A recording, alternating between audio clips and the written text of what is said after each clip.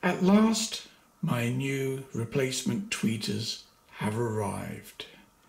Let's have a look inside the box.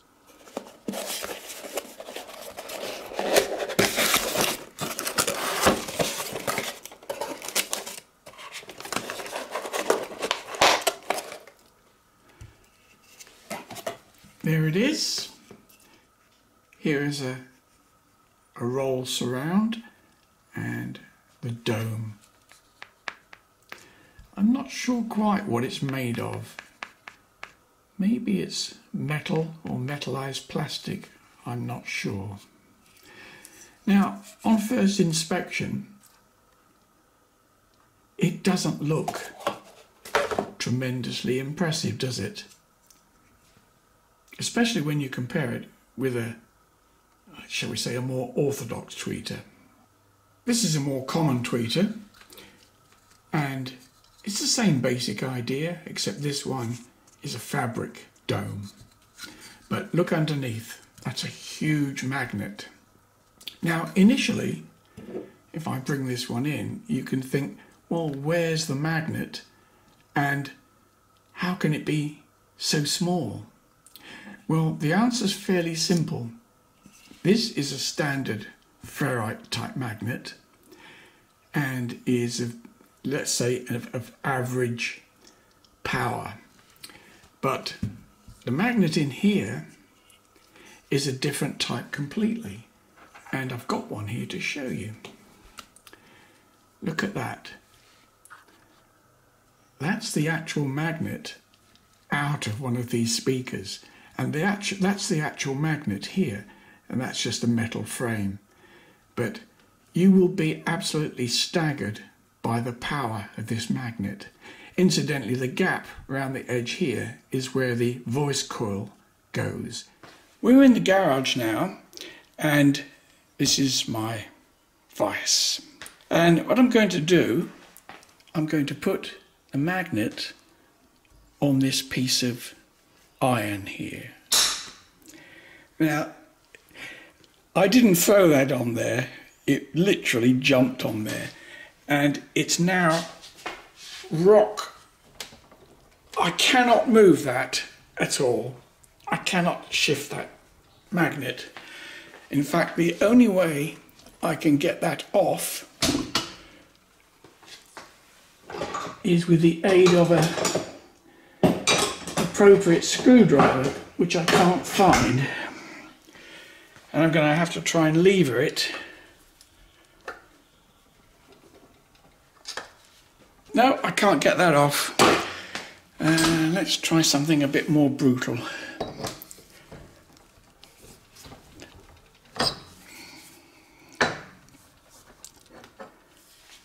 How am I going to get that? I rather wish I hadn't have done this. Now I think with the aid of a screwdriver, there we go. I think you can see that that little magnet has incredible power. So don't look at the Monitor Audio and tweeter and think, oh, that's just a cheap piece of garbage. Whoops, I didn't want to get it stuck on there again. That is an incredibly strong magnet. This is not metal. I thought initially this was metal, but it's a kind of polycarbonate of some sort. Saws quite readily. Now, the reason it's this shape is not because this is full. In fact, there's nothing in here above this level here. But there's a thread in here which will be more obvious to you when we start to take the speakers apart, because that's crucial to the fixing of the tweeter.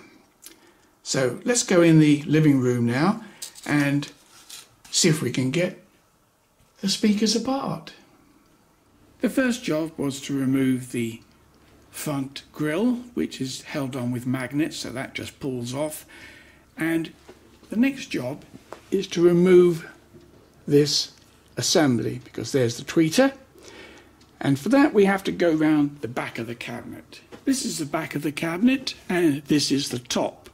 And you can see here there are 2 bolts, and I have in my hand the appropriate Allen key. Now we need to remove these 2 bolts, and then the front will hopefully pop out. They're not over tight, but they don't need to be.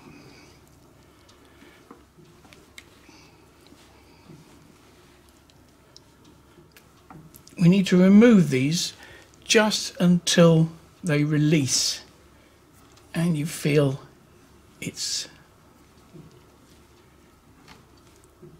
yes, there we are. It's now just turning. What we've got to do now is not pull these out, but we've got to push this in, and I'll show you around the front what's hopefully going to happen. Right, I'm going round the back now, and I'm going to push on those 2 rods, and this should hopefully come forward. I'm pushing just gently and equally.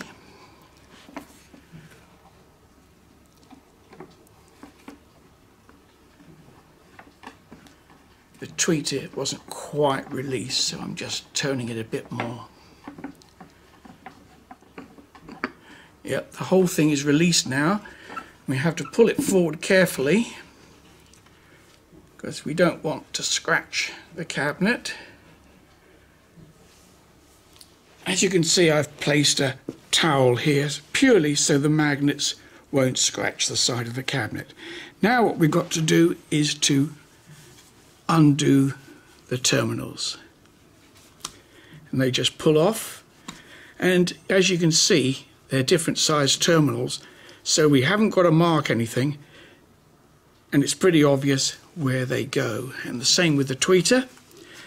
It's hard to show you this because the cables aren't that long, but again, if I can pull that off, this is the assembly as removed, and you can see the magnet on here. This is the mid-range unit, is a conventional magnet. It's not the fancy magnet that's in there, but it's quite a hefty magnet, as I'm sure you'll agree, particularly for just a mid-range unit. Flipping it over, you can see the rubber surround here and the cone material, which is relatively flexible for a mid-range unit, but we're not interested in that. This is what we're interested in, so let's see how we can get that off.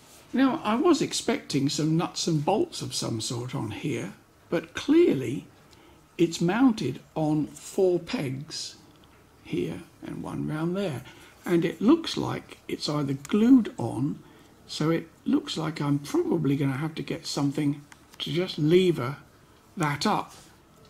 The little pegs do have some sort of glue on them, but I've managed to lever it, and gradually it's coming off.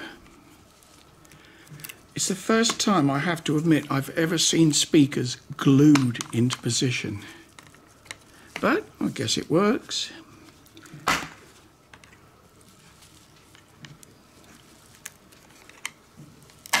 There we go, and that's what it looks like, but blown up. Now you can see the pegs here are bigger at the back than at the front, so there won't be any issue of orientation. I've got this little bit of cardboard here purely because that does bulge slightly, and it will just allow a bit more space so I don't actually damage that. Let's just see if it will just pop in. Yes, I think it will.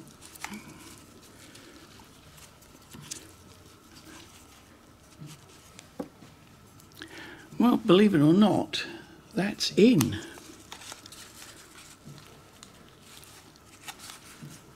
I'm surprised that it holds as well as it does. But that's perfect. That's not going to come off. While I've got this, I'll show you the bolts at the back of the cabinet go through the cabinet and screw into here. And the same for the mid-range unit. There's a threaded portion there. All that's being held on basically by those studs is this trim, plastic trim, which weighs nothing. Because initially I thought, well, if I keep screwing that, it's going to pull the tweeter off. But all it does is just sit this plastic bevel into the hole. And it does that perfectly well. There's nothing to really show you inside the cabinet. You've got this foam and the back wall is here. And obviously the rest of the cabinet is used with the bass units. So this is an individual cabinet, and the mid-range unit is basically in that box. The tweeter's back sealed, so there is no escape of sound from the tweeter. So all that's left to do now is to put the connections back on, and we're in business. That's it. So that now just pops back in there. And we do the same thing in reverse. Push the back rods through until they connect and tighten it up just enough that it fits in there snugly. Well, I thought I'd show you the bass units because I couldn't take it apart without showing you those, could I? It comes out exactly the same way. And this is them. Let's unplug it. Give you some close-ups. As you can see, the cone has a very wide throw, which is just what you need for lots of bass extension. A huge magnet. These are actually 8-ohm drivers, and I haven't investigated it yet, but I suspect that the bass units are in parallel.